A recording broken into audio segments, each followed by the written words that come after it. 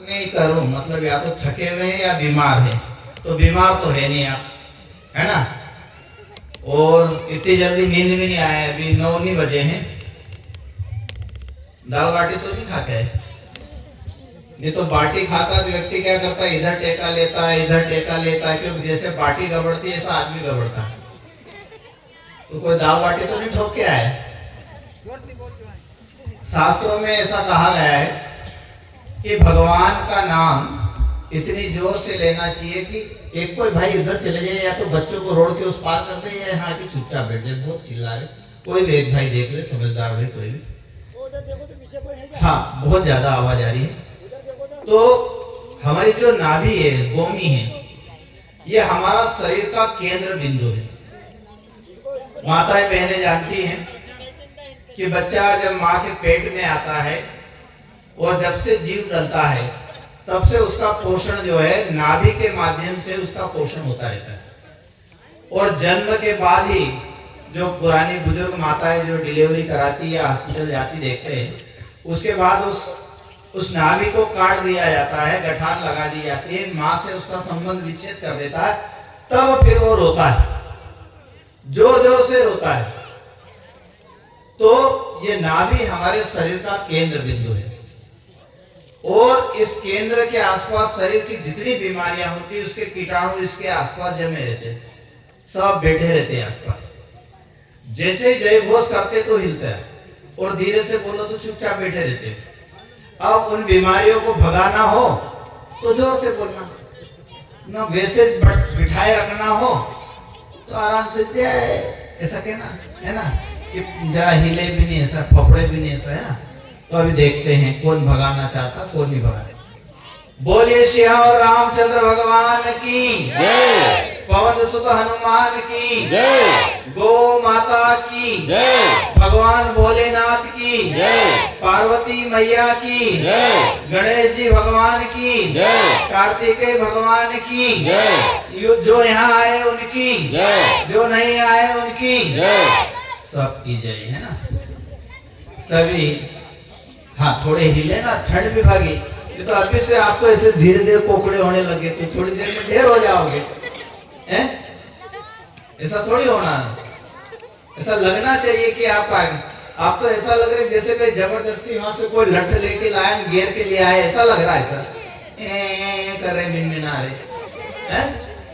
हाँ, अपनी मर्जी से आए, ऐसा लगना चाहिए। आइए, हर बार की तरह हम फिर बार बार आपसे कहेंगे।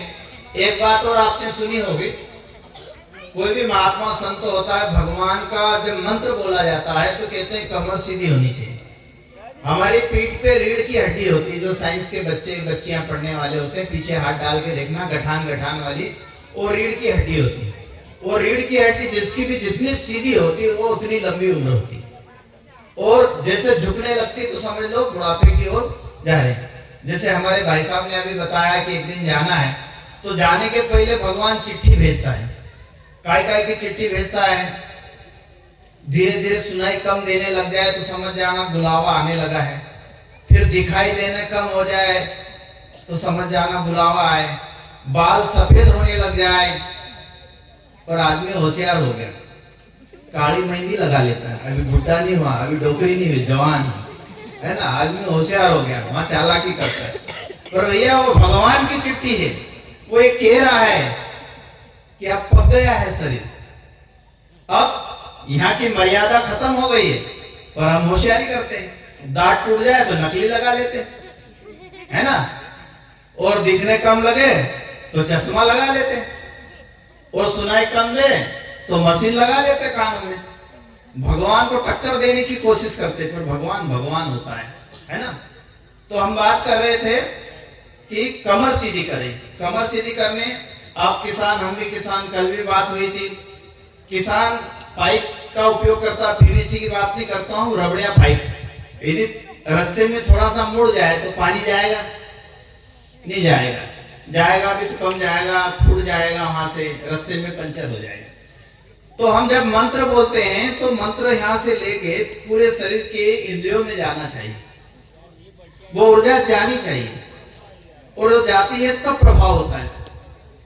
अब हम कभी बीमार होते डॉक्टर के पास जाते हैं सुई लगाते हैं तो वो पूरी बॉडी में जाती है, बॉटल लगाते तो लगा देते हैं, फिर वो पूरे शरीर में पहुंचते, हमको फायदा होता है। तो ऐसे ही कमर सीधी करके जब मंत्र बोला जाता है तो उसका बराबर बराबर फायदा होता है।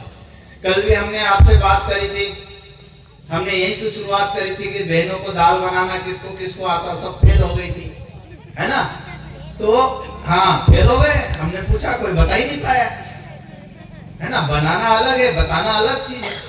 तो ऐसे ही भगवान हमारे अंदर प्रवेश करे, मंत्र का फायदा हो, तो उसका नियम है कमर सीधी करके बैठे, है ना। जो पढ़ने वाले बच्चे भी कमर सीधी करके बैठ के पढ़ाई लिखाई करते हैं, उनको जल्दी याद होता है। और जैसे कुकड़ू करके बैठे रहते हैं, फिर वैसे कुकड़ू को करते रहते हैं, फिर मार साहब जो उसको मुर्गा बना देते हैं, मुर्गी बना देते हैं, है ना। तो ऐसा करते हैं, तो कमर सीधी करें, दोनों हाथ गोदी में रखें। एक बार फिर से गायत्री मंत्र हम बोलने की कृपा करते हैं। गायत्री मंत्र सबके जीवन में सद्बुद्धि आए, सबका जीवन बदले, ऐसी भावना प्रार्थना करते हुए गायत्री मंत्र।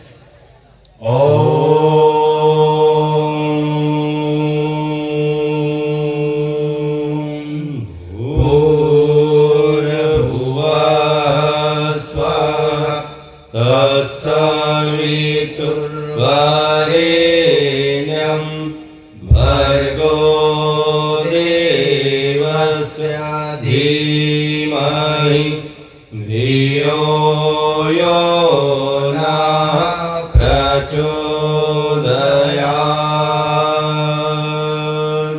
ओम गुरुर्ब्रह्मा गुरुर्विष्णु गुरुरेव महेश्वर गुरुरेव परब्रह्म तस्मै श्री गुरुवे नमः। तस्मै श्री गुरुवे नमः।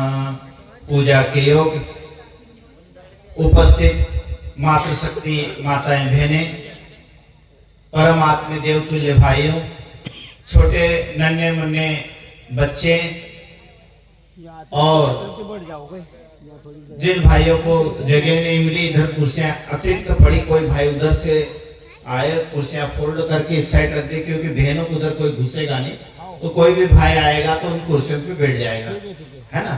कोई भी भाई आराम से उस साइड से ले ले, पीछे ही जाना, हाँ, या पीछे लगा ले, जैसा भी हो, उधर पीछे ही बैठने दो, या पीछे लगा ले, जैसा भी मन बने। पीछे जाना, खाली पड़ी है उसका उपयोग हो जाएगा। रहने दो, कुर्सी उधर मत ले जाओ। तो जैसे हमारे पंडित जी ने अभी बताया, आप लोगों के गांव चिकली के सभी बहनों और भाइयों के कई पूर्व जन्म के पुण्य उदय हुए, तो आप पर भगवान की कृपा हुई, भगवान को आपने यहाँ बुलाया, आए, स्थापित हुए। पहले दिन आपने बड़ी श्रद्धा और निष्ठा से कलश यात्रा निकाली, पूरे गांव का भ्रमण किया। कुर्सियां बीच में मत रखो, फिर वो पीछे वालों मजा नहीं आएगा। ये कुर्सियां बीच में मत रखो भाई, दिखेगा नहीं, या तो साइड में रखो या पीछे रखो। साइड में एकदम पीछे कर दे भाई, बीच में बिल्कुल नहीं रखना है। तो पूरे गांव का भ्रमण किया, उसके बाद शाम को भी ज्ञान यज्ञ हुआ। हम लोगों ने चर्चा करी कि भगवान से जुड़ने के नियम होते हैं। फिर सुबह आप सबने मिलकर भगवान को भोजन कराया। यज्ञ मतलब भगवान को भोजन कराना, भगवान को जिमाना। भाइयों बहनों, आपने बड़ा काम किया है, क्योंकि ये यज्ञ पुराने जमाने में कोई हर व्यक्ति नहीं कर पाता था। बड़े बड़े राजा महाराजा ऋषि महात्मा संत लोग करते थे, अपने गांव वालों को हवन करने का मौका नहीं मिलता था, और उसके लिए बड़ी बड़ी बोलियां लगती थी, बड़ा बड़ा पैसा खर्च करना पड़ता था। और परम पूज्य गुरुदेव जो फोटो में दिख रहे हैं, परम वंदनीय माता जी, इन्होंने तपस्या करी और कहा कि धरती पे और गांव में हमारे बेटे और बेटियां रहते हैं, उनके पास इतना पैसा नहीं है कि वो खर्च कर सके, बड़े बड़े यज्ञ कर सके, तो उन्होंने हमारे बदले तपस्या करी।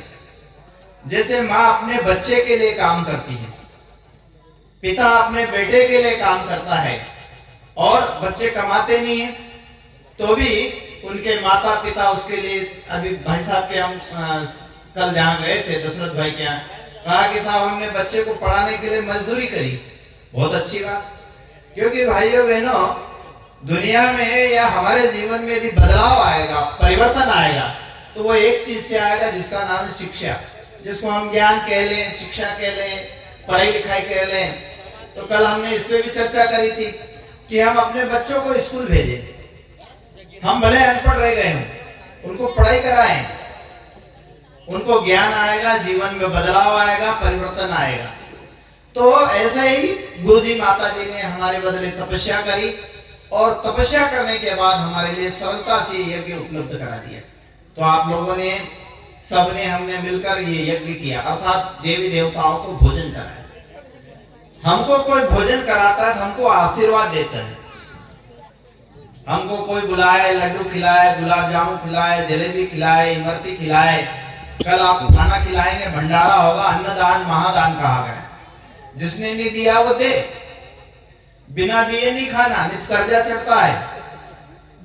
लोग सोचते कहीं भी भोजन हो रहा तो चले जाए जिमने, जिमना नहीं, क्योंकि हमने जो अन्न खाया उसका कर्ज चढ़ता है। हमने किसी का खाया तो वो भी कर्ज चढ़ता है। बिना दिए नहीं खाना, तो जिसने नहीं दिया वो दे। साहब मेरे से तो मांगा नहीं मांगा तो भी दे। समझदार आदमी कहीं भी भंडारे में जाता है, जिमने जाता है, तो साहब मंदिर में दान पेटी होती, भगवान का मंदिर होता है। जो समझदार आदमी रहता है, खाना भी खाएगा तो वो कहीं भी 150 दे के आएगा। हम ब्याह शादी में भी जाते तो क्या करते साहब, अरे साहब एक लिफाफा लेके जाते, नहीं तो खाना खाएंगे, लाड़ी या दुल्लो जो भी हो उसको 100 रुपए 50 रुपए दे के जाएंगे। साहब हम फ्री में नहीं खाएंगे, क्योंकि हमने फ्री में खाया तो कर्जा चढ़ जाएगा, फ्री में नहीं लेना। तो हम ऐसा करते हैं। तो हमारे गुरुदेव माता जी की कृपा हुई और आपने सबने हवन किया। अब बैठे तो बढ़िया क्या हो गया भाई, बोलिए कि भगवान की जय। इनको क्यों उठा रहे भाई? अच्छा अच्छा, ठीक है ठीक है। हाँ तो आराम से चुपचाप जाएं, बातचीत ना करें, है ना। तो गुरुजी माता जी की कृपा से आपने, हमने सबने यज्ञ किया। अब हम चर्चा करेंगे कि जैसे भाई साहब ने बताया, मानव जीवन की गरिमा क्या होता है साहब। भगवान ने, कभी आपने सोचा, भगवान ने हमको मनुष्य बना दिया। अब सोचना जरा, हम बैठे हैं, कोई प्रवचन नहीं हो रहा है, जरा सोचना, जितने भाई बहन बैठे हैं, हम लोग 1-1.5 घंटे बैठेंगे, इसके बाद आपका कार्यक्रम समाप्त हो जाएगा। अब अगला कार्यक्रम कब होगा आप जाने, है ना, ईश्वर जाने। हम आज विचार करेंगे। क्या विचार करें? कभी आपने सोचा नहीं, सोचा हो तो घर में रोज आईने में सब देखते होंगे, कांच में क्या देखते हैं? चेहरा देखते हैं, पाउडर लगा के नहीं ढंग से, तेल लगा के नहीं ढंग से, लिपस्टिक लगा के नहीं ढंग से, फेयर एंड लवली लगी कि नहीं ढंग से, ये देखते हैं। हाँ देखते हैं, देखना भी चाहिए। फिर हम क्या देखने की बात कर रहे हैं? हम ये देखने की बात कर रहे हैं, आपके घर अलमारी और बड़ा कांच हो तो ऐसे खड़े होके पूरे शरीर को देखना। तो साहब रोज तो देखते हैं, आप देखने की क्या बात है? हम ये देखने की बात कर रहे हैं। देखने के बाद सोचना, अपने चेहरे को देखना, अपने नाक नक्शे को देखना, अपने दांत देखना, मुस्कुराना कैसा चेहरा लगता है, और मुंह बना के देखना, दोनों में कैसा देना है ना। गुस्सा आता तो मुंह बढ़ाती, और बहने तो बड़े हिस्से बढ़ाती। आजकल के बच्चे तो पता नहीं कैसा कैसा मोड़ के बनाते, कैसा लगता है। तो साहब आप क्या देखने की बात कर रहे हैं? हम ये देखने की बात कर रहे हैं कि भगवान ने हमको कितना सुंदर बनाया। बढ़िया सी नाक बनाई, बढ़िया से 2 हाथ बनाए, बढ़िया से 2 पांव बनाए, 32 दांत बनाए, 2 बल्ब दिए, है ना, इतना सुंदर बनाया। हमको इंसान क्यों बनाया, ये सोचना देख के। हमको मनुष्य क्यों बनाया? मान लिया जाए कि अपने को भैंस बना देते तब, बकरी बना देते तब, कुत्ता बना देते तब, बिल्ली बना देते तब, चूहा बना देते तब, भैंस जैसे खूंटे से बंधी रहती हमको भी बांध देते। भैंस अपनी मर्जी से खा सकती क्या खाना? अभी आपके घर किसके किसके घर भैंस है? हाथ खड़ा करो तो। अच्छा, बहुत लोगों के घर है यार। सुबह आप हाँ, दूध किसके किसके यहाँ देती है?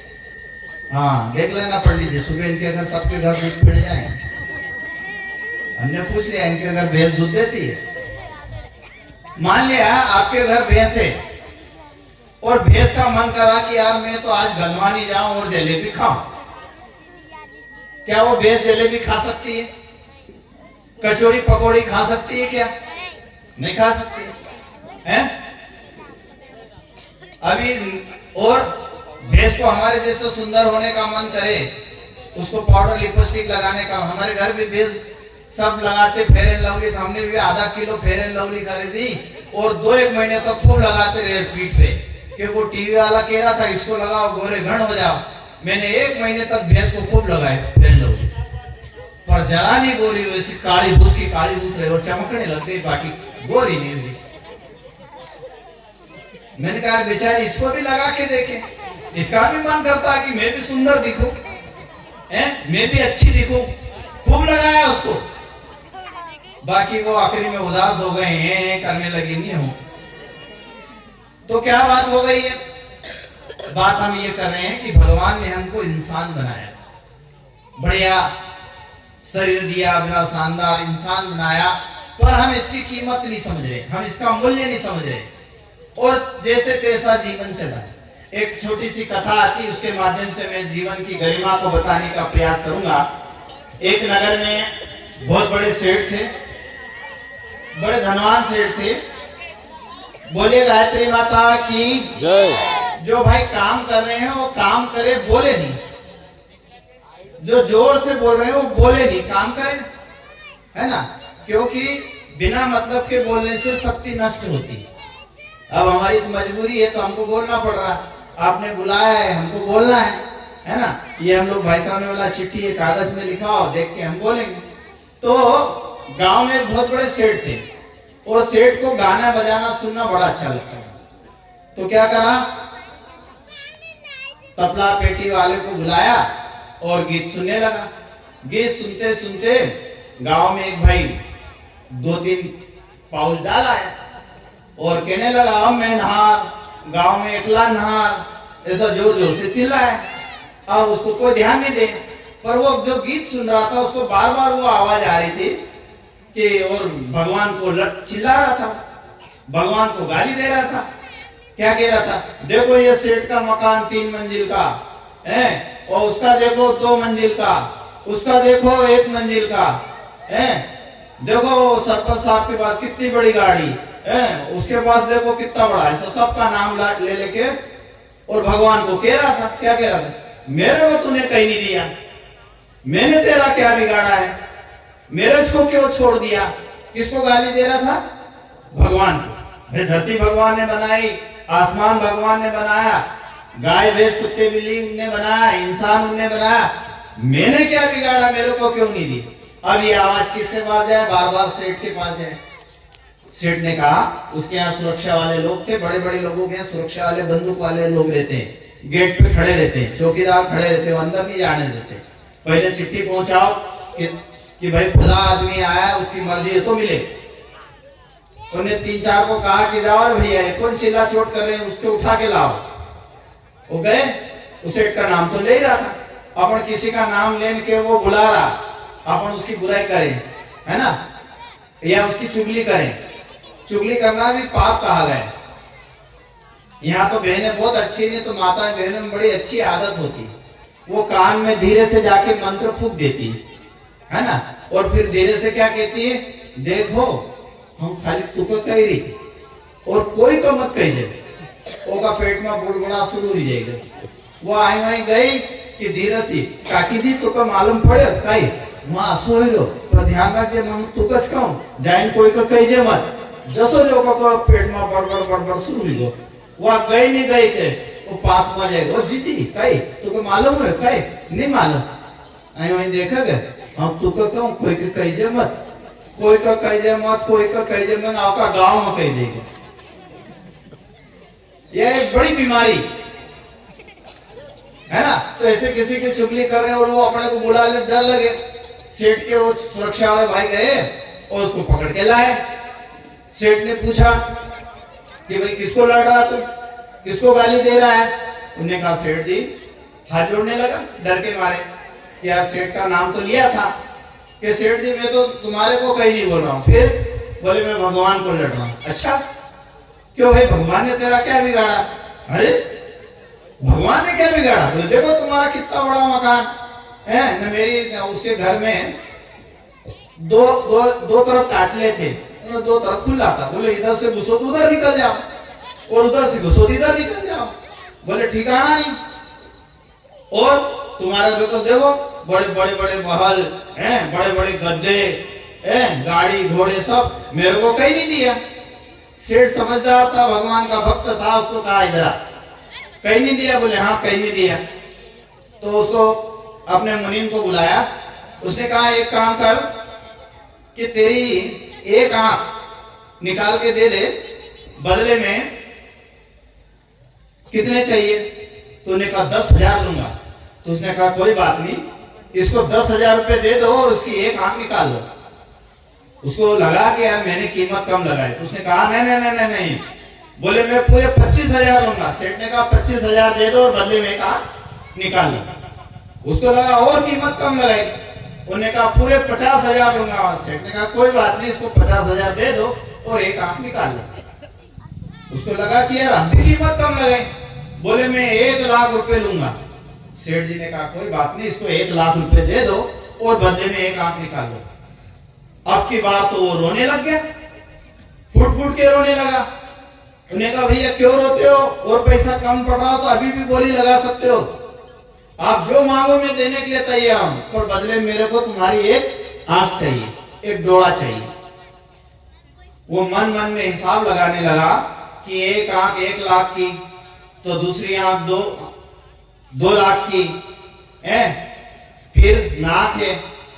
अभी यहाँ कोई कहे आप में से इतनी बहनें बैठी है कि जीजी थारी नाक काटी दी तो तुमको 5,00,000 दे। कोई दे भाई, बताओ, हाथ ऊंचो करो, कोई नाक दे।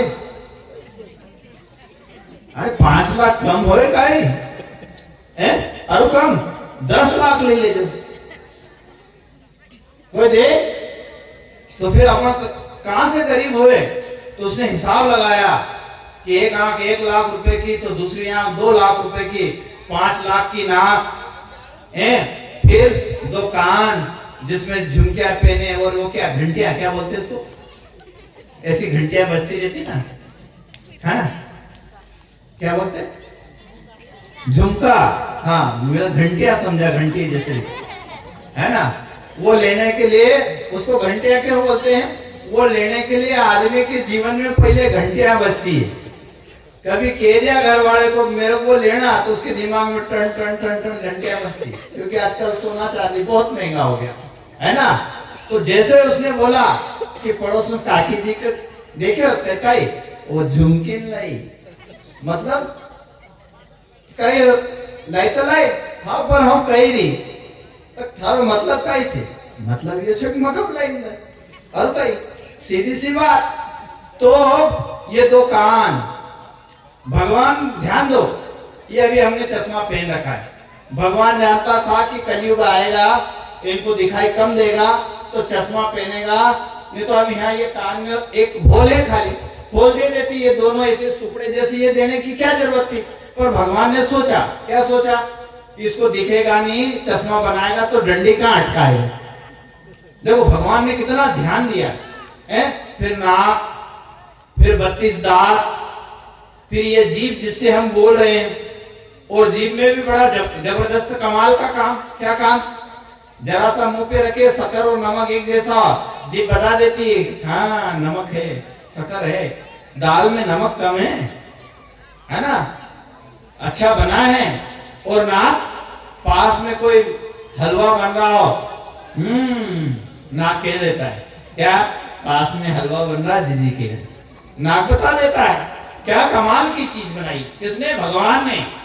और अपन सो जाए, खड़ड़ बड़ड़ खड़ड़, और कई की मशीन बोलती है घर्राटे लेते हैं, है ना, खड़ड़ बड़ड़ सो रहे, मान लिया गाल पे आके मच्छर बैठा, मच्छर भी पहले पूछता है कौन कौन कौन कौन कौन कौन, वो पूछता है कौन कौन सोएले हैं, मतलब जगावा तो नहीं है, पहले पूछता है कौन कौन कौन कौन कौन कौन, अब वो कहीं नहीं हिलता डुलता समझ लेता ये सोएला है, और धीरे से आके बैठे तो हाथ को संदेश जाता है, काय को शरीर में से हाथ को संदेश जाता है क्या कि गाल पे कोई गड़बड़ कर रहा है, क्या संदेश जाता है कि गाल पे कोई गड़बड़ कर रहा है, तो चट करके उसको मार देता। कितना कमाल का शरीर, बताइए, शरीर सोया है, हम सोए हैं, पर शरीर की इंद्रियों के माध्यम से जैसे उसने काटने की कोशिश करी कि वो संदेश पहुंचाता है, किसको, हाथ को आदेश देता है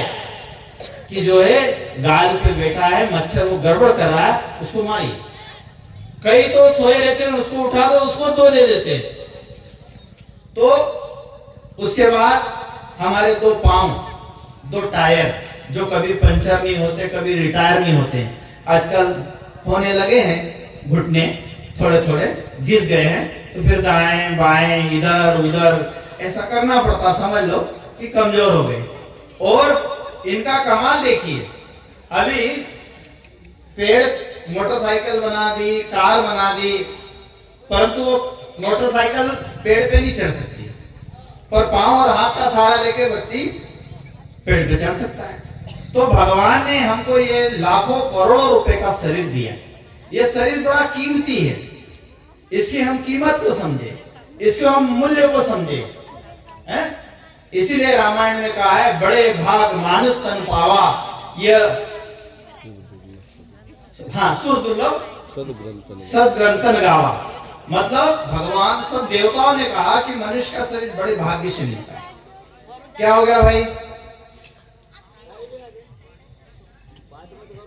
बोलिए गायत्री माता की। क्या हो गया दीदी, क्या उंदरो आएगो,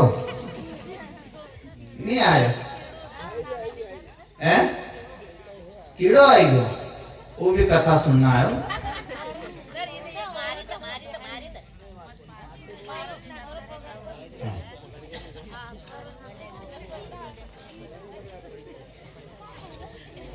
बोले गायत्री माता की जय, यज्ञ भगवान की जय।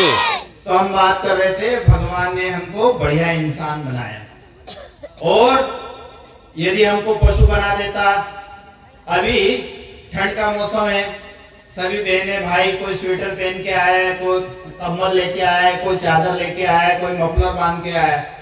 अब अपने घर की भैंस का मन करे कि मेरे को भी ठंड लग रही, तो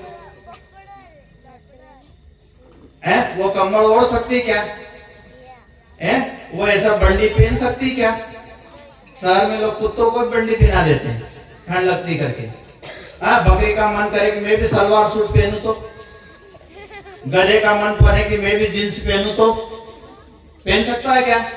नहीं पहन सकता, क्योंकि वो पशु है, वो जानवर है। तो भगवान ने हमको इंसान बनाया, और किस लिए बनाया? इसलिए बनाया कि तुमने धरती पर जाना, जैसे अभी हमारे पंडित जी ने कहा कि ये घर किराए का है, धरती पे जाना और क्या करना? सेवा करना। किसकी सेवा करना? जैसे पंडित जी ने बताया, माता पिता की सेवा करना, समाज की सेवा करना, जो दुखी उनकी मदद करना, लोक कल्याण का कार्य करना, ज्ञान हो तो ज्ञान देना, धन हो तो धन देना, समय हो तो समय देना। ये जो हम लोग आए, ये समय दान में आए। अभी आप किसी से रुपया पैसा मांग लो, आपको दे देगा, साधन मांगो आपसे दे देगा। हम लोगों को कई बार जाना रहता, गाड़ी हमारी कहीं बाहर गई, होंगे आपकी गाड़ी चाहिए तो दे देते। अभी मैंने 3 से 4 लोगों से फोन पे संपर्क किया, 5 बजे से पंडित जी का फोन आया, मैंने भाई साहब अपने को चिखली चलना है। अरे साहब ऐसा करो, आपके पास गाड़ी नहीं तो हमारी गाड़ी ले जाओ, ड्राइवर दे देते हैं, पर हम नहीं आ सकते। क्या? अरे वो कुछ नहीं, थोड़ा सा ये काम ये काम, कुछ काम नहीं। आज आदमी के पास जब से मोबाइल आया है, और पहले टीवी थी, है ना, टीवी के पहले बीवी थी, हाँ बीवी भी पीछे रह गई, टीवी भी पीछे रह गए, अब आ गया मोबाइल। मैडम इधर बैठी है, साहब इधर बैठे हैं, पोरिया उधर बैठा है, पोरी इधर बैठी है, सब लेके एक दूसरे के इसमें लगे हुए, घंटों लगे। और कभी कम हो तो एक के पास 2 बैठे हैं, क्या देख रहे हैं? बोले मजा आ रहा, सबको बेवकूफ बना दिया। उसने सबको उल्लू बना के रखा, सबका ज्ञान ऐसा कर दिया है कि कुछ भी लगे रहता है घंटों, कुछ खाने को मिल रहा साहब। ऐसा नहीं कह रहे कि मोबाइल बुरा है, ऐसा नहीं कह रहे कि टीवी बुरी है, सब काम की चीजें, पर उसका सदुपयोग हो तब, उसका अच्छा फायदा ले तब। तो आज हम कोई इंसान बनाया तो हम लोक कल्याण के लिए दें, उसमें मोबाइल में फालतू बैठकर समय बर्बाद कर रहे हैं। जैसे अभी हमारे भाई साहब पंडित जी ने बताया कि हमको जीवन मिला है, ये जा रहा है, धीरे धीरे कम हो रहा है, धीरे धीरे कम हो रहा है। और जब हमारे हाथ कांपने लग जाए तो समझ जाना कि बुलावा आ गया, बात सफेद हो जाए तो समझ जाना टिकट कटने वाला है, दिखना कम हो जाए समझना टिकट कटने वाला, सुनाई कम देने लग जाए समझना टिकट कटने लग जाए। तो इसकी तैयारी करें, और तैयारी अच्छे करें तो अच्छा फायदा होता है। कैसे तैयारी? जैसे कोई गर्मी का कपास लगाता तो जमीन को हलता है, बक्खर करता है, फिर जो है बागड़ करता है। क्यों साहब बागड़ क्यों करे? अरे साहब हमारा पशु आए नहीं, हमने कीमती बीज लगाया, कोई खा नहीं ले। ठीक बात है साहब, हमारे बच्चे जो है या हम हैं, हमारे लिए क्या व्यवस्था करें? हमारा जीवन जा रहा है, एक दिन हमको जाना है, जैसे भाई साहब बताया, धरती छोड़ के जाना है। क्या तैयारी? क्योंकि हम वहां जाएंगे तो हमको हिसाब देना पड़ेगा, और हिसाब बराबर बराबर देना पड़ेगा। और हिसाब कैसे होता है? जैसे अभी पंडित जी आपका जो कार्यक्रम चल रहा है इसमें पूरा रिकॉर्डिंग कर रहे हैं, इसको हम घर जाके देख लेते हैं हमने क्या क्या बोला, कौन कहाँ बैठा है, ये कौन है, ये कौन है, सब आता पता, सबकी फोटो हमने ले ली आपकी, ये इसमें चल रही है ना। तो ऐसे ही भगवान ने एक कैमरा हमारे यहाँ पे फिट कर रखा है, सब फिट कर रखा है, और फिट करने के बाद पूरी कैसेट बनती जाती है। और ये जैसे बड़ा पर्दे पे जब हम जाते हैं तो हमसे पूछता है आ गए, जैसे अपने यहाँ मेहमान आते पूछते ना, आएगा? आओ आया, मजे में? हाँ मजे में। ऐसा भगवान पूछता है, आएगा? आओ मजे में? आओ क्या क्या कर? अरे भगवान खूब काम किया। क्या काम किया? अरे हम पूरे चिखली में कलश यात्रा में घूमे थे भाई। अच्छा आओ, पहले साल भी घूमे थे। ऐसा? आओ दूसरे साल भी घूमे थे। आओ फिर? अरे खूब कथा सुनी। अच्छा सब ये सारा कैसेट रिकॉर्डिंग हो जाए, फिर बड़े पर्दे पे वो लगाते, पहले अच्छे अच्छे फोटो दिखाते हैं, है ना। फिर हमने कोई चोरी करी, बेईमानी करी, कोई गलत काम किया, सब फोटो खींचते जाते। हमको क्या है, व्यक्ति जब चोर चोरी करता सबसे पहले दाएं बाएं देखता है, कोई नहीं देख रहा रे, कोई तो है नहीं। यह अंधेरे में चोरी किस में होती है? अंधेरे में होती है। गलत काम काहे में होते हैं? अंधेरे में होते हैं। कोई नहीं देख रहा रे, कोई नहीं देख रहा। और कौन देख रहा है? ईश्वर देख रहा है। इसलिए उन्हें गुप्त चित्र यहाँ बना रखा है। कहते हैं कि मरने के बाद व्यक्ति जिसके पास रिकॉर्ड रहता है उसका नाम है चित्रगुप्त। ये पढ़ने वाले भाई बहन जानते होंगे, हिंदी में संधि विच्छेद होता है ना। संधि विच्छेद होता है तो मैं उसका संधि विच्छेद करके बताता हूं। गुप्त चित्र, उसका नाम क्या है? चित्रगुप्त। तो उसको संधि विच्छेद करो, वो चित्र धन गुप्त बराबर चित्रगुप्त। और इसका अर्थ निकालो तो गुप्त मतलब चुपचाप फोटो खींचना। इसका अर्थ क्या हुआ? चुपचाप फोटो खींचना, पता नहीं चले। तो हमारा जो ये कैमरा लगा हुआ है ये चुपचाप चुपचाप फोटो सारे जीवन की खींचता रहता है। और जैसे अभी हमारे पंडित जी ने बताया, हमारे मरने के बाद ये शरीर नहीं ले जाता है, इसकी वो कैसेट निकाल ली जाता है पूरे जीवन भर की।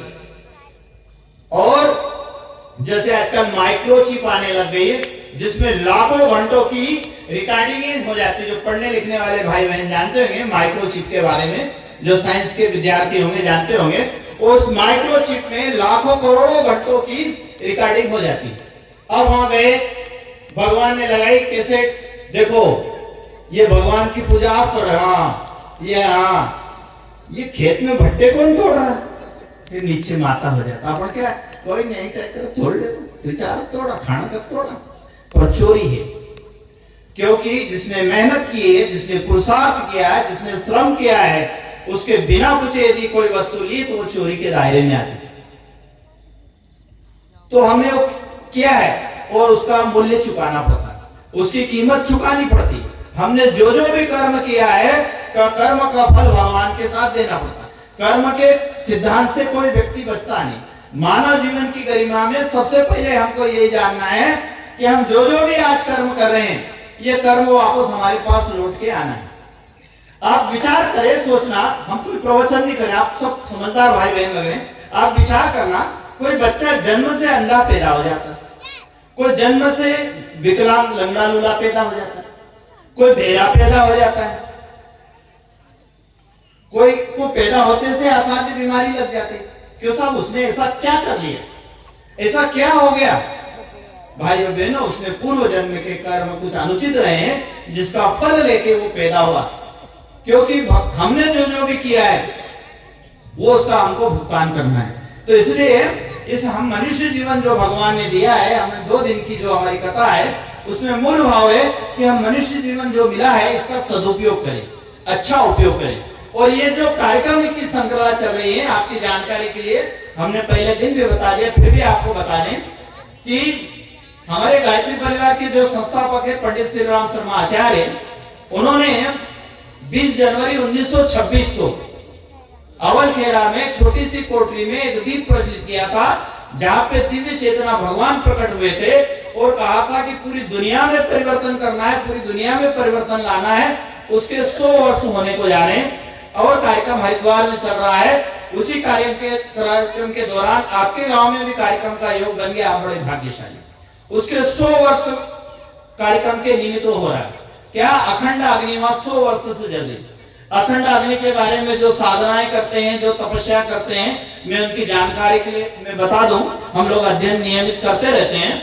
यदि कोई अग्नि 12 वर्ष तक अखंड रूप से जलती रहे तो अग्नि सिद्ध हो जाती है। सामान्य साधनाओं में जो नवरात्रि की साधनाएं होती है, विशेषकर नवरात्रियां, 3 नवरात्रियां आती, हम गांव में 2 नवरात्रियां मनाते हैं, है ना साहब। एक गुप्त नवरात्रि आती है मई जून में, टोटल 4 आती है भाई साहब, तेरे मुझे 3 की जानकारी थी। हाँ, तो उन नवरात्रियों में साधना करने के लिए यदि 9 दिन तक अखंड दीप जलाया जाए तो 9 दिन में वो दीप सिद्ध होने लगता है, उसमें शक्ति पैदा होने लगती है, उससे आशीर्वाद मिलने लगता है, उससे अनुदान वरदान मिलने लगता है। तो 1926 से वो अखंड अग्नि जलते हुए 100 वर्ष पूरे कर रहे हैं, उसकी जन्म शताब्दी मनाई जा रही। एक बात। दूसरा, परम पूज्य गुरुदेव ने साधनाएं करी। क्या साधनाएं? साधनाएं 3 प्रकार की होती है। जैसे पढ़ाई का स्तर 3 स्तर का होता है, पहली से लेकर मिडिल तक का एक स्तर, फिर हायर सेकेंडरी का स्तर, उसके बाद हायर सेकेंडरी के बाद हायर एजुकेशन के लिए कॉलेज स्तर का एजुकेशन। इसी प्रकार साधनाएं 3 प्रकार की होती है। एक सबसे छोटा अनुष्ठान होता है जो 9 दिन में पूरा होता है। आप कभी गंधवानी जाओ तो हर साल नवरात्रि में 9 दिन का अनुष्ठान करते हैं, आप भी कर सकते हैं।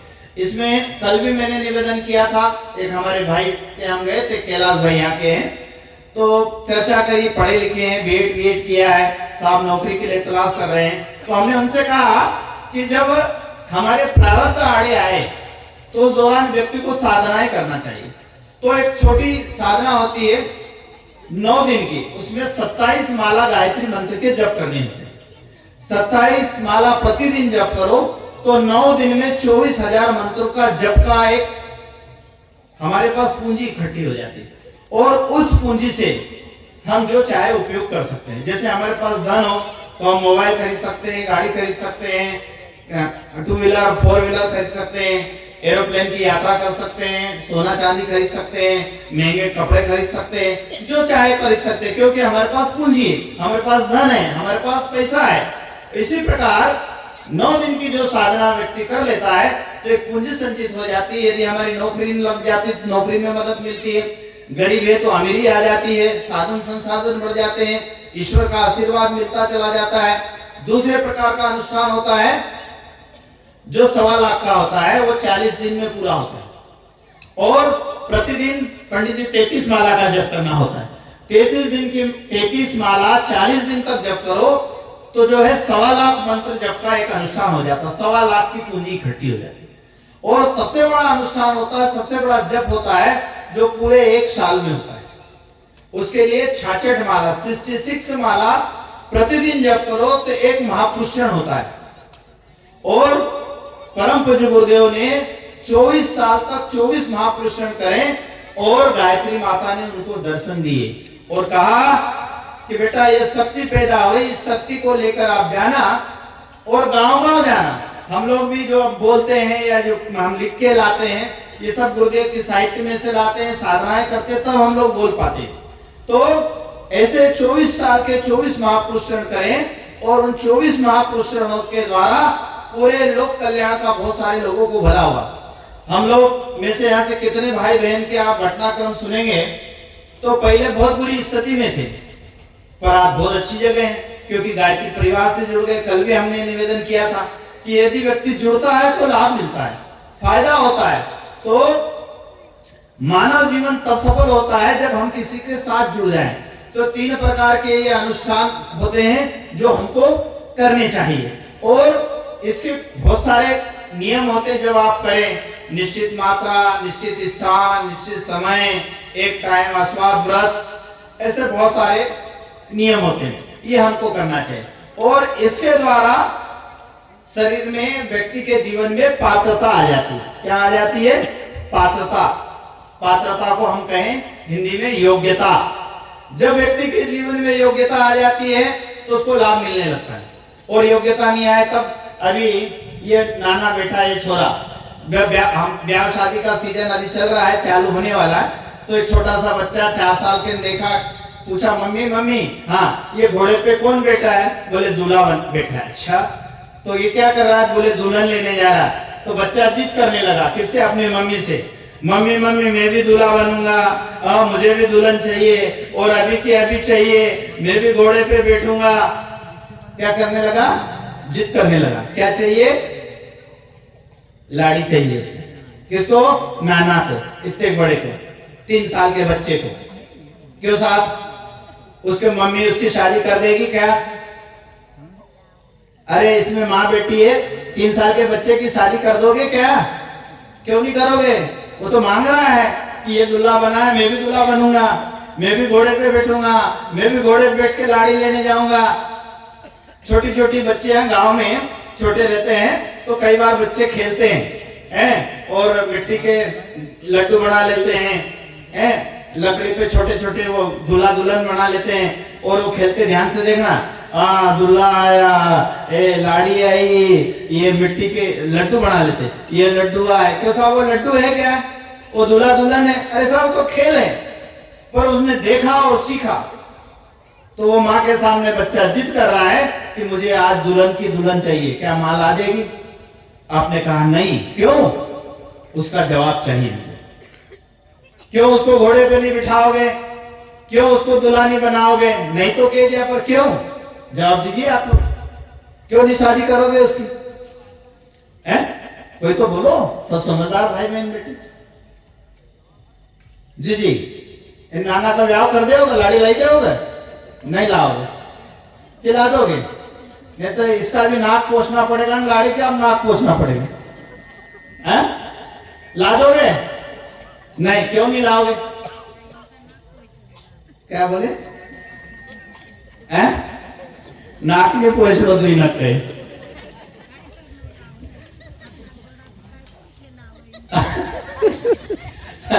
मतलब अभी छोटा है, अभी ये बड़ा नहीं हुआ है, योग्य नहीं हुआ है। मतलब मैं कहना ये चाहता हूं कि ये बच्चा अभी नाबालिग है, क्योंकि कानून की दृष्टि से 18 साल के पहले शादी करना कानूनन अपराध है। क्योंकि लड़के या लड़की का वैज्ञानिक दृष्टि से शरीर पूर्णतः विकसित नहीं होता है, इसलिए कानून में प्रावधान है कि आप उसका विवाह नहीं कर सकते। यदि आपने विवाह करा तो आपको जेल जाना पड़ सकती है ना? तो बच्चे के अंदर अभी क्या विवाह करने की पात्रता नहीं है, योग्यता नहीं। अभी या किसी के घर बंदूक हो, लाइसेंस की कोई की है क्या भाई? हाँ बहुत सारी। उनके घर छोरा है 14 साल का और कहे पिताजी क्या मुझे बंदूक दे दो। क्यों? तो मेरा दोस्त जो गोविंद मुझे बहुत चिढ़ाता है, मैं ले जाऊं उसको ठाई ठाई मार दूंगा। क्या पिताजी उसको बंदूक दे देंगे? दे देंगे? नहीं देंगे। क्यों? क्योंकि वो भी नाबालिग है, उसके अंदर योग्यता नहीं है, उसके अंदर पात्रता नहीं है, तो उसको बंदूक नहीं मिलेगी। और अभी इसमें जितने भाई बहन है कि बाइक चलाते हैं, लड़कियां मोटरसाइकिल या एक्टिवा चलाती है गाड़ी, और यदि उसकी उम्र 18 साल से कम है, यदि उसके पास लाइसेंस नहीं है, तो पुलिस उसको पकड़ लेगी, उसका चालान काट देगी और जेल भी जाना पड़ सकता है। क्यों साहब? उसके अंदर योग्यता नहीं। तो साहब क्या करना पड़ता है? योग्यता पैदा करना पड़ती है। तो हम यहाँ भगवान के घर आए और माथा टेके, भगवान क्या मुझे धनवान बना दो, भगवान मुझे ज्ञानवान बना दो, भगवान मुझे नौकरी दे दो, है? क्यों भगवान दे देगा क्या? जैसे अभी छोरे को दुल्हन लाके नहीं दी, बंदूक पिताजी ने नहीं दी, और आपके गांव में भी गर्मी के सीजन जैसे आएगा, कुल्फी वाले आएंगे, कुरकुरे वाले आएंगे, और आया मम्मी मम्मी मुझे 500 की नोट दे दो। आजकल 2000 की तो बंद हो गई पुरानी करेंसी, है ना? और कहे मम्मी मम्मी मुझे 500 की नोट दे दो, आप दे दोगे क्या? नहीं देंगे। क्यों नहीं देंगे? अरे साहब वो समझता नहीं है, वो समझदार नहीं है, तो बेकार कर देगा, है? और घर में आपके सबके घर अलमारी होगी, अभी सब ताला लगा के कुछ ही कमर में बांध के लाए होंगे, लाए कि नहीं लाए? देख लो, टटोल लो, घर भूल गए तो डोकरी में निकाल लेगी। देख लो लाए कि नहीं, गलती से भूल गए तो निकाल लेगी। हाँ, वो भाई कह रहा सब न जग मिला। अब आपका बच्चा आपसे कहे कि मम्मी मम्मी मुझे वो तिजोरी की चाबी दे दो। क्यों? बोले उसमें नोट की गड्डी रखी, मैं रोज 2 नोट निकाल लूंगा और बाजार हाट करके ले आऊंगा, आप दे दोगे क्या? नहीं देंगे साहब। पर तो जब वो बच्चा बड़ा हो जाएगा, योग्य हो जाएगा, वो बेटी बड़ी हो जाएगी, बेटा बड़ा हो जाएगा, तो लड़की वाले लड़का ढूंढने जाएंगे, लड़के वाला लड़की ढूंढने जाएंगे, और बड़े धूमधाम से घोड़े पे बिठा के काका बाबा ने पुरारे कोंडावड़ो खेला करके जाएंगे, लेके आएंगे। क्या बात हो गई साहब? अभी तो आप मना कर रहे थे और अभी आप ले आए, क्या बात? अरे साहब योग्य हो गया, उसके अंदर पात्रता आ गई, योग्यता आ गई, वो दुल्हन को कमा के खिला सकता है, उसके नखरे झेल सकता है, उसको मोबाइल ला के दे सकता है, उसको शॉपिंग करा सकता है, उसके कमाने की पात्रता आ गई, तब उसका ब्याह होगा, नहीं तो उसका ब्याह नहीं होगा।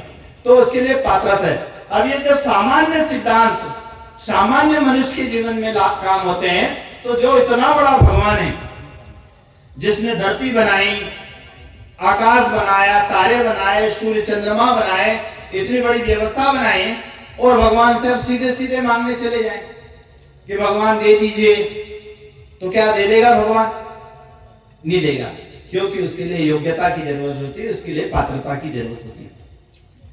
तो और यदि बिना योग्यता बिना पात्रता के दे दिया तो नुकसान करते। अभी आप में से कोई कहे आप बस में बैठ के जा रहे और बस वाले कहे आपको गाड़ी चलाना नहीं, चल तू नीचे उतर, मैं बस चलाऊंगी, तो क्या करोगे? बस चलाओगे कि सबको लंबे कर दोगे? अरे साहब आपको आता नहीं है चलाना, आपको चलाना नहीं आया तो आप बैठ गए, क्या होगा? हम तो डूबेंगे सनम, आपको भी ले डूबेंगे, हम मरेंगे, आपको मारेंगे, तो उसके लिए पात्रता चाहिए।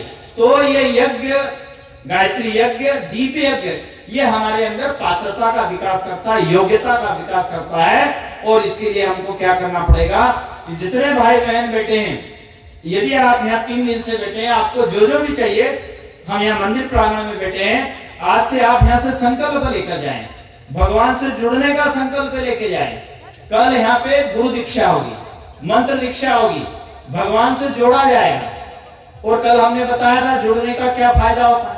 ये माइक जुड़ा हुआ है, यहाँ से सिस्टम जुड़ा है इलेक्ट्रिक से, और इलेक्ट्रिक किसी पावर से जुड़ा हुआ है, तब जाके आवाज। यदि यहाँ से पावर कट हो जाए तब ये हमारी आवाज इतनी नहीं निकल सकती, हमारी आवाज इतनी नहीं है। परंतु ये सिस्टम के माध्यम से, पावर प्लांट के माध्यम से यहाँ विद्युत यहाँ आई और ये ऊर्जा का प्रवाह हो रहा है।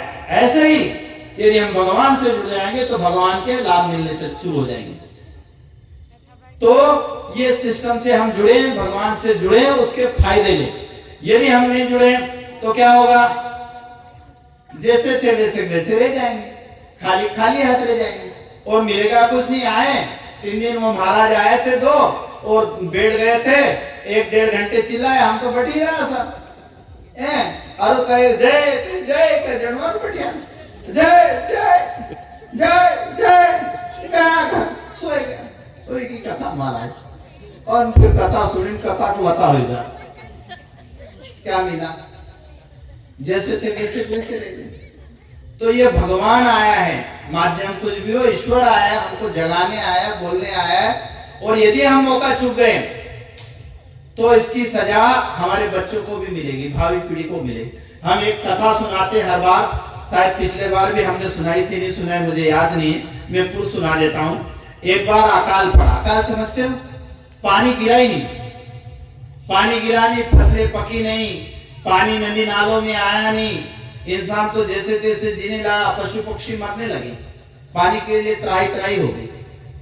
तो क्या करा, पक्षियों ने मीटिंग बुलाई, सबको बुलाया, मीटिंग बुलाई तो गांव में सबको बुलाया, मुर्गे को बोला, चिड़िया ये सब कबूतर कौवे सब इकट्ठे हुए, सबने तय किया आपके गांव के आसपास कोई नदी है भाई, तालाब है कि नदी? नदी भी है। कौन सी नदी है भाई? सुपड़ी सुकड़ी सुकड़ी। हाँ। नहीं, मेरे को सुनाई कम देता, कल वो गाड़ी बोला तो मेरे को लाड़ी सुनाई दिया था, आज वो सुकड़ी बोला तो क्या सुकड़ी सुनाई दिया। हाँ, सुकड़ा ही नदी। तो ऐसे पास की जो भी नदी थी उन्होंने मीटिंग करी।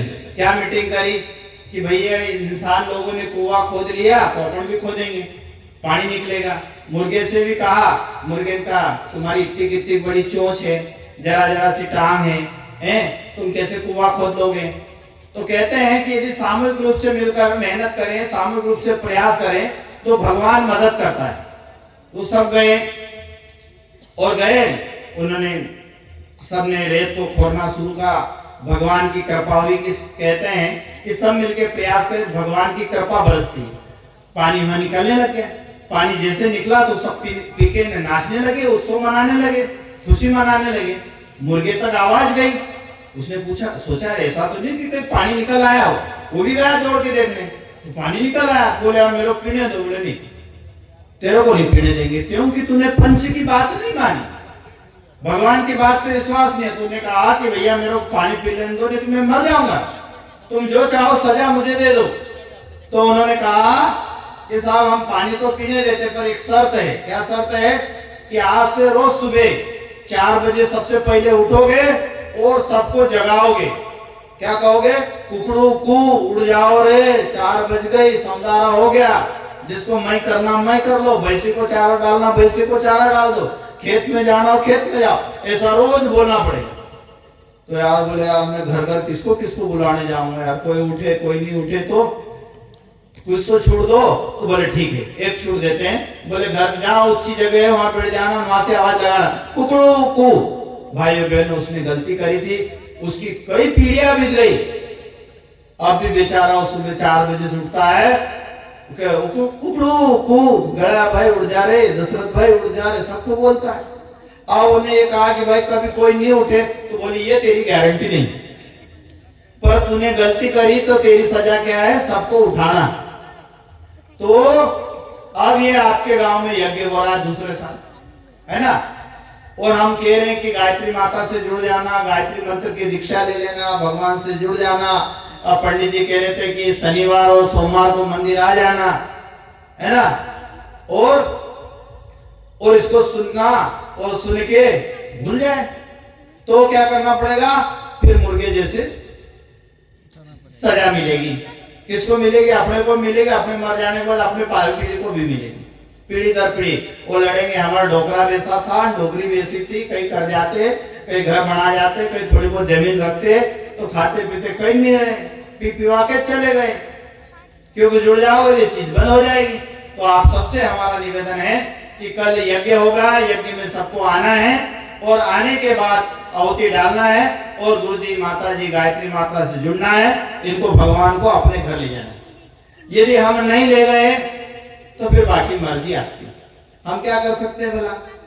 हम आए हैं, जो गुरुजी माता जी ने आपके लिए संदेश भेजा है, तो हम आपके लिए लाए हैं और आपको करना है। तो इसके करने के बाद क्या करना पड़ेगा?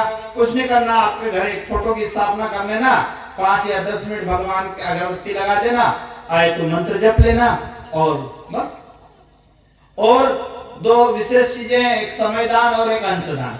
ये हम लोग जो भाई आए हैं ये समयदान में आए, हम कोई इस कार्यक्रम का पैसा नहीं लेते, कुछ पैसा देते हैं तो किराया विराया देते हैं ना पंडित जी आने जाने का, बाकी हम कोई फीस नहीं लेते।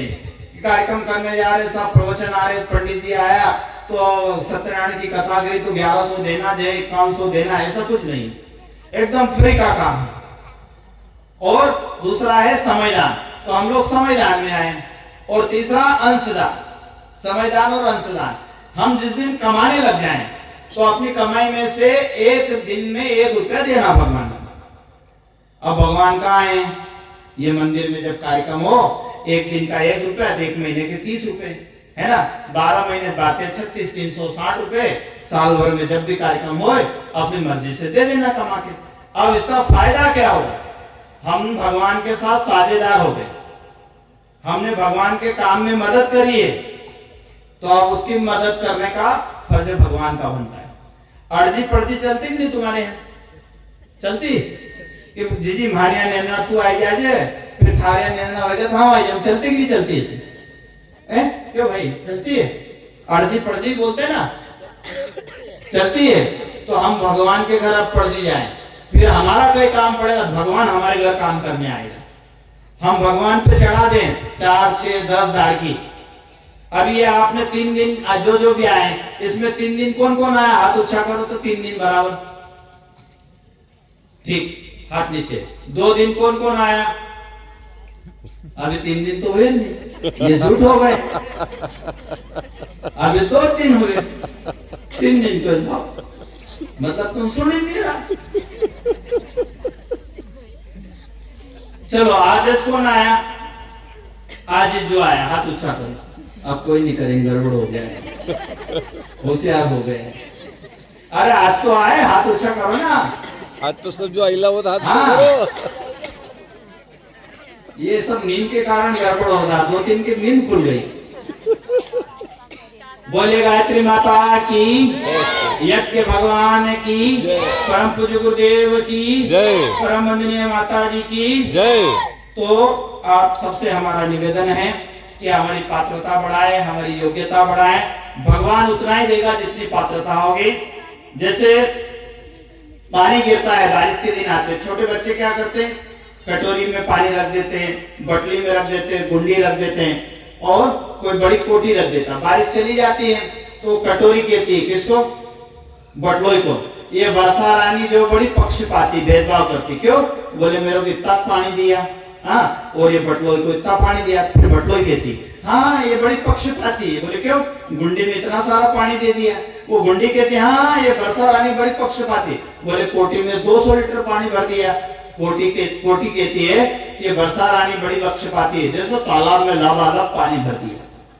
क्यों साहब वर्षा रानी पक्षपाती है क्या? नहीं, हमारा आकार जितना बड़ा था उतना भर गया। तो हमारी पात्रता बढ़ाए, हमारी योग्यता बढ़ाए, भगवान देने के लिए तैयार बैठे हैं। पर ध्यान रखें, कभी भी गाय के थनों में दूध लबालब भरा हुआ है और कुत्ते बिल्ली के बच्चे पास में मंडरा रहे हैं, गाय के लिए दूध पीने के लिए, क्या गाय कुत्ती बिल्ली के बच्चों को दूध पिलाएगी? नहीं पिलाएगी। यदि बछड़ा बन के आया तो गाय दूध पिला देगी। तो ऐसे ही भगवान अपने भक्तों को ढूंढता है। आप सभी यहाँ बड़ी श्रद्धा भावना से सुने और अपने जीवन में उतारें। अब मैं भाई साहब से निवेदन करूंगा कि समय लगभग 10 बजने को जा रहे हैं, दीप यज्ञ यहाँ से हम शुरू करेंगे। आप लोग बड़ी श्रद्धा भावना पूर्वक दीपक लाए हैं, ये भगवान कार्य के लिए लाए हैं। नहीं तो इतने तेल में आप बढ़िया से बघार लगा के खा लेते, परंतु भगवान कार्य के लिए लाए हैं। तो ये भगवान के साथ आपकी साझेदारी हो, भगवान के साथ दोस्ती हो रही। आप सबका मंगल हो। कल फिर सबको आना है, कल गुरु दीक्षा होगी, मंत्र दीक्षा होगी और क्या भंडारा भी भाई लोग दौड़ रहे हैं, तो खाने पीने की व्यवस्था है सही में? सब मुस्कुराने लग गए। क्या बनेगा भाई बता दो? कोई नहीं बता भाई, सबको मालूम है। चंदा तो हमने दिया। हाँ चलिए आइए अब जी महायज्ञ करेंगे। जिनके पास आरती की थाली, पंडित जी यहाँ से बताएंगे जो बताएंगे। और जिनके पास आरती की थाली नहीं है वो बिल्कुल मौन रहे। यदि बोलेंगे तो आपको पुण्य नहीं मिलेगा। इसलिए जब तक ये एक प्रक्रिया है, यज्ञ प्रक्रिया है, आप चुपचाप रहे। छोटे बच्चे सोए हैं तो उसको सोने दे, बैठे हैं बैठने दे, लेटे हैं लेटने दे। अब इस क्रम को आप संपन्न करें। आप सबका हर प्रकार से बुलाओ। ओम शांति शांति शांति। आइए अब दीप यज्ञ करेंगे। बहुत सारे बच्चे सोने लग गए हैं, बहनों को भी नींद आ रही है, क्योंकि बैठने की आदत कम रहती है। काम करो तो भी थकावट आए और बैठा बैठा नजर में नींद आओ, तो ठंड भी है।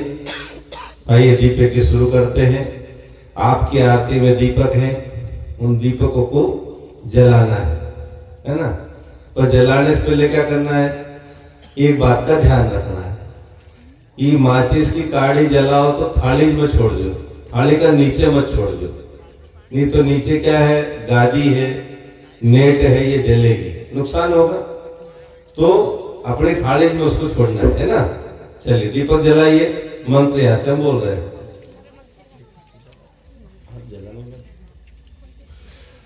ओम अग्निर्ज्योतिर्ज्योतिरग्निः स्वाहा, सूर्यो ज्योतिर्ज्योतिः सूर्यः स्वाहा, अग्निर्वर्चो ज्योतिर्वर्चः स्वाहा, सूर्यो वर्चो ज्योतिर्वर्चः स्वाहा, ज्योतिः सूर्य सूर्यो ज्योतिः स्वाहा। एक दीपक जलाइयो, फिर अगरबत्ती से सारा दिया जलाइयो। अगरबत्ती लाए हो? अगरबत्ती होगा ना आरती में, बार बार काड़ी जलावना नहीं पड़ेगा। अगरबत्ती से दिया जलाइयो। अगरबत्ती भी थाली में रखी ले जो। कपड़ों का ध्यान रखें। पीछे जो है वो आगे वाले कपड़ों का ध्यान रखेंगे, है ना। तो आपकी थाली के दिए जले, पीछे वाले साड़ी जल जाए, तो थोड़ा इसका भी ध्यान रखना। हाँ, जो अपने आगे बैठे हैं उनका दीपक जला ले। दीपक जलने के बाद उनका पूजन कर दें। कंकु चावल थाली में दियाना की पूजा करो, पानी का छींटा लगाओ और इन्हें दियाना का पूजा करो। कंकु चढ़ाओ, चौका चढ़ाओ, सभी पूजा करो। प्रत्येक दीपक का। ओम अग्नये नमः। अग्नि आवाहयामि, स्थापयामि, ध्यायामि। जलम गंधाक्षतम पुष्पाणि धूपम दीपम नैवेद्यम समर्पयामि, ततो नमस्कारम करोमि। जो पूजन सामग्री अगरबत्ती थाली में रखी लियो, थाली में धर लियो, भीतर धर लियो। जो पूजन सामग्री यहाँ लाए होगी पूजा कर दो। पूजा कर दे। आइए दीप यज्ञ का छोटा सा गीत गाते हैं। जिनके दीपक नहीं जले वो जला ले। दीपक जलाने प्यार बढ़ाने, दीपक जलाने प्यार बढ़ाने, दीप यज्ञ का पर्व आया है, दीप यज्ञ का पर्व आया है। आओ जीवन को धन्य बना लो रे, आओ जीवन को धन्य बना लो रे। पावन हिमालय से ऋषि मुनि आए, पावन हिमालय से ऋषि मुनि आए, ईश्वर का संदेश लाए, ईश्वर का संदेश लाए। अनुदान अनमोल पालो रे, अनुदान अनमोल पालो रे। आओ जीवन को धन्य बना लो रे, आओ जीवन को धन्य बना लो रे। जीव शक्तियाँ उमड़ रही है, देव शक्तियाँ उमड़ रही है, असुर शक्तियाँ भाग रही है, असुर शक्तियाँ भाग रही है। धरती को स्वर्ग बना लो रे, धरती को स्वर्ग बना लो रे। आओ जीवन को धन्य बना लो रे, आओ जीवन को धन्य बना लो रे।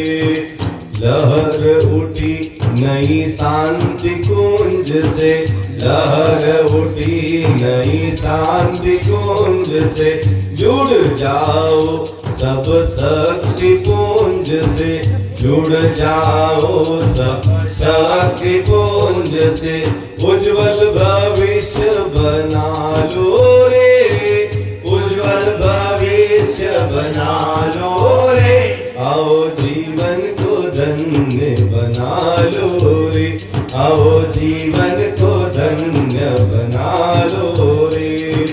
दीप यज्ञ का पर्व आया है, दीप यज्ञ का पर्व आया है, आओ जीवन को धन्य बना लो रे, आओ जीवन को धन्य बना लो रे, आओ सुख सौभाग्य जगा लो रे, आओ सुख सौभाग्य जगा लो रे। सभी के दिए जल गए, पूजा कर ली। आइए अब जैसे सुबह हमने यज्ञ किया था, तो यज्ञ में लकड़ियां जलाई थी, है ना, और उसमें अपने आहुति डाली थी। तो आपका जो दीपक है वो दीपक क्या है, कुंड है, उसमें बत्ती जल रही, वो क्या है, लकड़ी समीधा। और अब इसमें आहुति देना है, काय की देना है, भावना से। सुबह तो हमने हवन सामग्री से डाली थी, अब भावना से यज्ञ करेंगे। और भावना की पुकार भगवान जल्दी सुनते हैं। भगवान हमारी भावना को देखता है, हमारी भावना क्या है। भैया एक भाई खड़े हो जाइए, अगरबत्ती इनसे ले लो, इधर एक तरफ रख दो, है ना, कई कपड़े उपड़े जला लेंगे। अगरबत्ती सब के पास से ले लो, बहुत सारी हो रही तो फिर वो उनको दिक्कत पड़ रही। एक तरफ उधर जला दो, सबसे इकट्ठी कर ले, है ना, इकट्ठी कर लो भाई, ज्यादा हो जाए फिर दिक्कत पड़े। कपड़े सब अपने सावधानी से कपड़ों का ध्यान रखेंगे, ठीक है। आइए कमर सीधी करें, दोनों हाथ इस प्रकार से ध्यान मुद्रा में रखें, भगवान का ध्यान करें और प्रार्थना करें। क्या प्रार्थना करें कि हे भगवान, आपके दरबार में, भगवान का दरबार है, यहाँ पर भगवान भोलेनाथ, भगवान हनुमान जी महाराज बैठे हुए, आपके दरबार में हम दीपक जलाकर उजाला कर रहे हैं।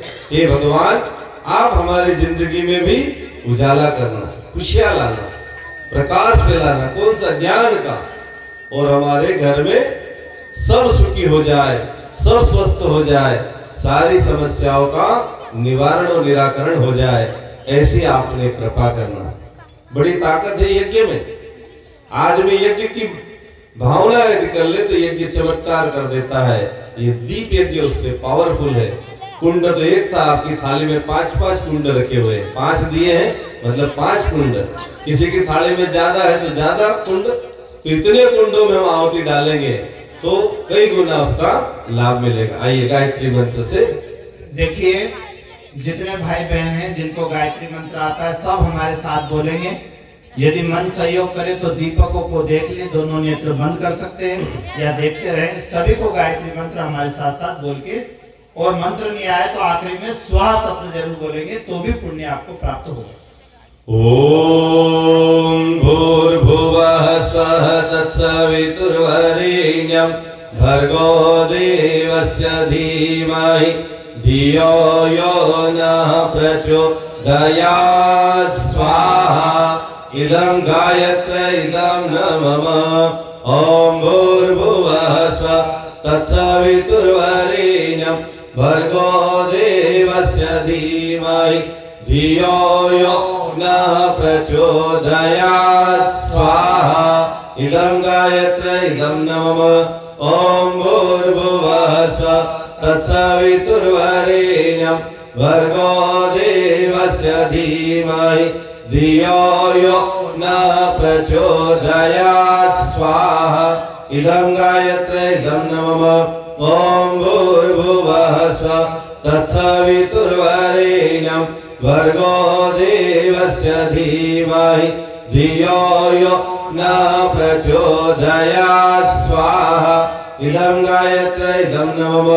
ओम भूर्भुवः स्वः तत्सवितुर्वरेण्यं भर्गो देवस्य धीमहि धियो यो न प्रचोदयात् स्वाहा इदं गायत्री इदं नमः ॐ भूर्भुवः स्वः तत्सवितुर्वरेण्यं भर्गो देवस्य धीमहि धियो यो न प्रचोदयात् स्वाहा इदं गायत्री इदं नमः ॐ भूर्भुवः स्वः तत्सवितुर्वरेण्यं भर्गो देवस्य धीमहि धियो यो न प्रचोदयात् स्वाहा इदं गायत्री इदं नमः ॐ भूर्भुवः स्वः तत्सवितुर्वरेण्यं भर्गो देवस्य धीमहि धियो यो न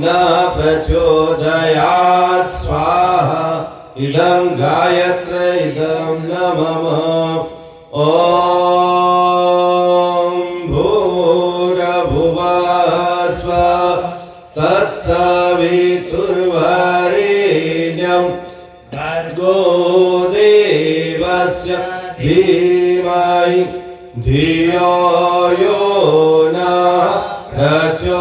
प्रचोदयात् स्वाहा इदं गायत्री इदं नमः।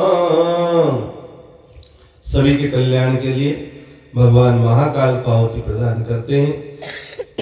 ओम त्र्यंबकं यजामहे सुगंधिं पुष्टिवर्धनम् उर्वारुकमिव बन्धनान् मृत्योर्मुक्षीयमामृतात् स्वाहा इदं महामृत्युञ्जय इदं नमः। ओम त्र्यंबकं यजामहे सुगंधिं पुष्टिवर्धनम् उर्वारुकमिव बन्धनान् मृत्योर्मुक्षीयमामृतात् स्वाहा इदं महामृत्युञ्जय इदं नमः। ओम त्र्यंबकं यजामहे सुगंधिं पुष्टिवर्धनम् उर्वारुकमिव बन्धनान् मृत्योर्मुक्षीयमामृतात् स्वाहा इदं महामृत्युञ्जय इदं नमः। परम पूज्य गुरुदेव परमहंस माता जी को भी आहुति प्रदान करें। ओम प्रखर प्रज्ञाय विद्महे महाकालाय धीमहि तन्नो श्री रामः प्रचोदयात् स्वाहा इदं महाकालाय इदं नमः। ओम सजल श्रद्धाय विद्महे महाशक्तये धीमहि तन्नो भगवती प्रचोदयात् स्वाहा इदं महाशक्तये इदं नमः। आइए शिक्षा तब पूर्ण आहुति करेंगे। हम सभी के जीवन में किसी भी प्रकार की कोई कमी हो, कोई बुराई हो तो उसको भगवान को समर्पित करें, भगवान को दें और अच्छाई को ग्रहण करें। इस भाव से पूर्ण आहुति। हाँ, सभी के थाली में चावल होंगे। जो आरती लेके बैठे चावल हाथ में ले लो। संकल्प इस बात का, अच्छाई का संकल्प है ना, हम अच्छे बने, अच्छाई से जुड़े, ऐसे इस प्रकार से ले लो। स्वाहा के साथ दीप को भी छोड़ देना। ओम पूर्णमदः पूर्णमिदं पूर्णात् पूर्णमुदच्यते पूर्णस्य पूर्णमादाय पूर्णमेवावशिष्यते स्वाहा। छोड़ दो दिया नमः। ओम सर्वं वै पूर्णगं स्वाहा ओम सर्वं वै पूर्णगं स्वाहा ओम सर्वं वै पूर्णगं स्वाहा। अब आरती करेंगे तो बैठे बैठे करेंगे। आप अपनी आरती उठा लो बैठे बैठे ना, उठना नहीं किसी को भी। ऐसे ले लो, ऐसे उठा लो आरती। आप कोई को फोटो खींचना तो खींच ले आरती ये वीडियो बनाए। ऐसे उठा। अब ऐसे आरती उतारना है ना, सीधी तरफ घुमाना है आराम से। यज्ञ भगवान की आरती बैठे बैठे। ओम यं ब्रह्म वेदांत विदो वदन्ति परमं प्रधानं पुरुषं तथान्ये विश्वोगते कारणमीश्वरं वा तस्मै नमो विघ्नविनाशनाय। ओम यं ब्रह्मा वरुणः रुद्रः मरुतः कुर्वन्ति देवैस्तवै वैदेशांगपक्रमोपनिषदे गायन्ति यमसामगा ध्यानावस्थितगतेन मनसा पश्यन्ति यं योगिनो यशान्तमजो सुरासुरगणा देवाय तस्मै नमः देवाय तस्मै नमः कर्पूरगौरं कर्पूरवतारं संसारसारं भुजगेन्द्रहारं सदा वसन्तं हृदयारविन्दे भवं भवामि सहितं नमामि भवं भवामि सहितं नमामि आरतिकं समर्पयामि पाणी छे ने तो छीटा लगाई लो आरती थाली दिया न कर आरतिकं समर्पयामि शीतलीकरणं अब आरती नगा से ऊपर उठाओ सब जन उठाओ जितना उठा सकते हैं वो सभी हाथ नीचे करेंगे ऐसा ऊपर करो बाकी जिनके पास आरती की थाली नहीं सब अपने दोनों हाथ ऊंचे करेंगे और वहीं से आरती लेंगे सभी करें पीछे तक वहीं से ले लो ओम स्तुता मया वरदा वेद माता प्रचोदयन्ता पावमानि द्विजान आयु प्राण प्रजां पशुं किरतिं द्रविणं ब्रह्मवच संवह्यं दत्वा व्रजत ब्रह्मलोकम् अब थाली ने नीचे रख दो अब जो वहीं से हाथ मसल लो आरती ले लो जिनका पास खुद आरती छे वहीं से आरती ले लो पूरे मुखमंडल और समस्त शरीर लगा लो खड़ा नहीं होना बैठा बैठा ले लो है जी तो ये अपना हो गया दीप यज्ञ प्रसाद की क्या व्यवस्था भैया प्रसाद की तैयारी करो अब ये दीपक है ये पूजित दीपक है इसमें से कुछ दीपक मंदिर प्रांगण में व्यवस्था हो तो वहां छोड़ के जाना जलता हुआ दीपक अपने घर ले जाना है ना इसलिए एक से अधिक ले जाना कभी रास्ते में एक आध दूध भी जाए तो कोई दिक्कत नहीं है ना ये पूजित दीपक है आपने जो दीपक लगाए हैं आपके जीवन में प्रकाश आएगा परिवार में प्रकाश आएगा आज आपने बहुत बड़ा काम किया है अब एक दिन और बचा है कल का जिसमें आज यज्ञ हुआ इसमें से किसने किसने हवन नहीं किया ईमानदारी से हाथ ऊंचा करो जिसने हवन नहीं किया जिसने आज हवन नहीं कर पाए सबने किया हाँ जो रह गए भैया कल हवन जरूर कर लेना और जितने भाई बहन यहाँ बैठे हैं आपके घर परिवार में यदि कोई रह गया हो तो उनको जरूर लाए कि ना भैया आ जाओ हवन करके भले चले जाए या बारी बारी से आ जाए घर कोई दिक्कत हो तो पहले उनको भेज दो फिर आप आ जाए सबको अपने गांव परिवार में कोई एक भी बचना नहीं चाहिए यदि बुजुर्ग हो आने में तकलीफ हो बीमार हो तो उसके लिए हम आहुति यहाँ डाल देंगे